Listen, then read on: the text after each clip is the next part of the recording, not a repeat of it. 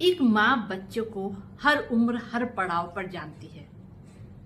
उस आपको एक छोटी सी वाकया से आपको मैं वाकिफ कराती हूँ कि हर माँ अपने बच्चे को हर पड़ाव पर कैसे पहचानती है और कैसे जानती है। और इसका टाइटल है कविता का माँ सब जानती है। जब बच्चा बचपन में रोता है ना, तो माँ वही जगह पर हाथ रखती है जहां बच्चे को तकलीफ होता है, क्योंकि माँ सब जानती है। माँ सब जानती है। और वही बच्चा जब 3 साल का हो जाता है और अपनी तोतली भाषा में अपनी माँ को कहता है आई लव यू, तो माँ उसको कहती है आई लव यू टू, क्योंकि माँ सब जानती है। माँ उसकी भावना को पहचानती है। माँ को पता है वो क्या वापसी चाहिए उसको। और वही बच्चा जब 15 साल का होता है और आके अपनी माँ से कहता है आई लव यू माँ, तब माँ कहती है बता तुझे कितने पैसे चाहिए, क्योंकि माँ सब जानती है। सब जानती है।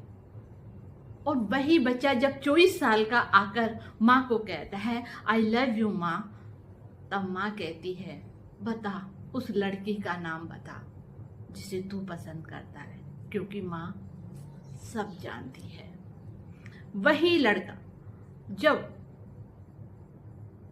40 साल का हो जाता है और आकर माँ से कहता है आई लव यू माँ, तब वो उसको समझ के कहती है मैंने कहा था ना कि उस लड़के का हाथ मत पकड़, क्योंकि माँ सब जानती है। वही 60 साल का हो जाता है और अपनी माँ को कहता है आई लव यू माँ, तब माँ कहती है कि मैं तेरे किसी प्रकार के कागज पे साइन नहीं करूंगी, सब जानती है। क्योंकि माँ सब जानती है। इसलिए माँ उम्र के हर पड़ाव को जानती है। अपन भले ही माँ को बेवकूफ समझ लें, पर माँ बच्चे की फीलिंग्स को उसकी उम्र के हिसाब से जान लेती है और हमेशा पहचान लेती है कि किस पड़ाव में कौन सी भावना छुप कर आएगी। ये है माँ। माँ का रुतबा किसी ईश्वर से कम नहीं होता।